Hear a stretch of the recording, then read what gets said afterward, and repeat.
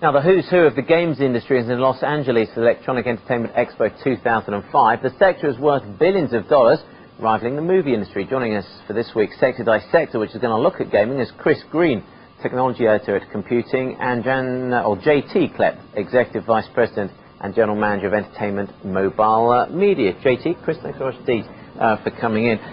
Chris, of course, as far as the games industry is concerned, I suppose they're totally focused in LA at the moment on the prospective launch of Microsoft's Xbox and PS3, PlayStation 3. Just how much of a step up are these going to offer gaming experience? Well, if the specifications that both companies are released are anything to go by, both represent a significant increase in sort of the hardware capabilities of both platforms. We're talking phenomenal processing capability over the existing products, better graphics, better sound, but more importantly is that both these products go beyond just being a games console. They're moving much more into this concept of the home media hub device that not only will play games, it will stream movies off of the internet, it will download and play MP3s, potentially in the future it will do things like record TV programs for you, and so on. Is that where it's going to go? Do you think these are devices that will do that, or will people look at other? I mean, we always talk about convergence of media. Do you think it is really going to happen? There's obviously there's scope for other products to move into this whole media hub market. I mean, if we look, for example, at things like digital satellite and digital terrestrial television receivers, with the interactive platforms that these are offering, we're seeing them get into games, get into digital recording and playback. Similarly, recordable DVD players are also moving into the same market. Both these companies have the benefit they have very strong brands that have an established heritage in consumer electronics. Particularly in the case of Sony, they have a heritage not only in gaming with the previous two PlayStations, but also in traditional home televisions, hi-fi, and video recorders as well. So they're probably best placed to actually capitalise on all of this. It's a question of how much gaming can drive something, because obviously, broadband, cable operators are offering gaming now on your broadband systems as an added incentive. And from your point of view, JT, I mean, how much could gaming drive? Is going to drive mobile operators' data services? In our experience, it's driving it quite well. I mean, we're running services now with the largest 3G operator in the Western world, which is Free Italy. And we see that as an entertainment service, we're among the top entertainment services there are in gaming. I think for the industry, what we're trying to do is the holy grail is kind of the casual gamer, because everybody has a mobile phone while everybody does not have a Nintendo or Game Boy. So in that sense, if we can get everybody to just play a little game every now and then for entertainment purposes, it will drive a lot of revenues. Well, how many people at the moment actually do play games on mobiles? And how small is the market? How fast is it growing? Right now, it's fairly small. I mean, revenues last year or this year is expected to be between 2 and 3 billion, I think, which is fairly small compared to the console side. The growth is tremendous. I mean, it doubled since last year.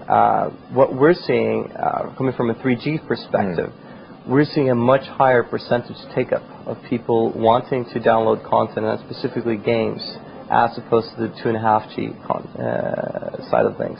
So it means that people that have the more advanced handsets with more advanced technology are also eager to start using it. Yeah, Chris, this obviously brings them into direct competition, I guess, with Nintendo, who are very much the specialists in the mobile sort of gaming arena. Is that going to be a fight? There's going to be some competition there. I mean, certainly what we're seeing is that in terms of mobile gaming, we really see it's the likes of Nintendo with their Game Boy product, and more recently Sony with the PSP, the PlayStation Portable.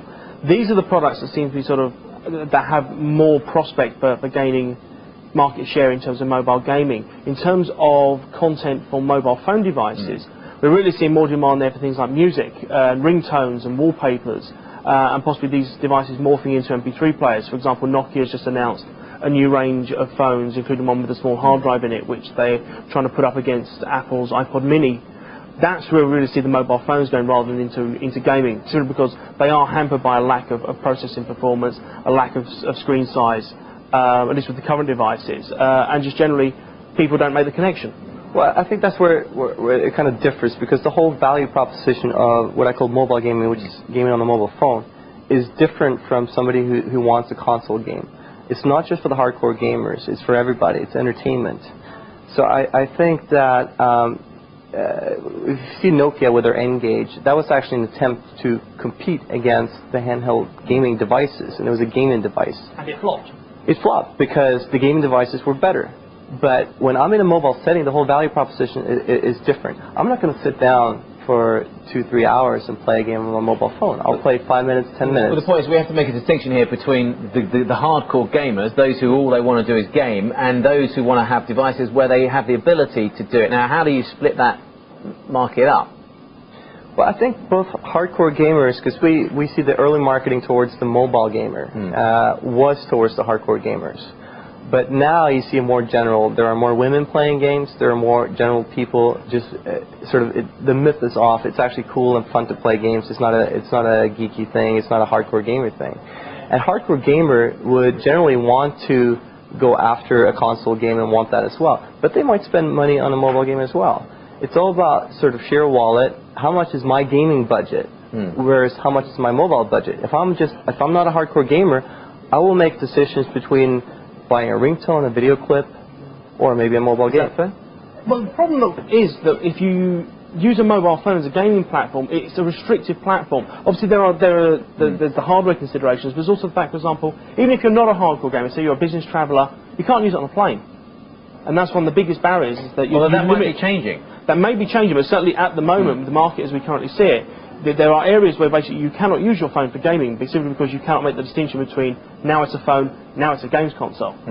Which is why the traditional sort of handheld gaming devices tend to be more popular even for the less sort of dedicated gamer. Okay, we could continue this quite a while. We might well when we're off air, but we've got to finish for the moment.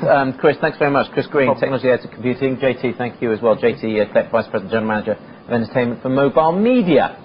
That's it for today's edition of Power Lunch Europe. Coming up next, of course, Squawk Box and the countdown to today's opening of the US markets. Have a profitable day.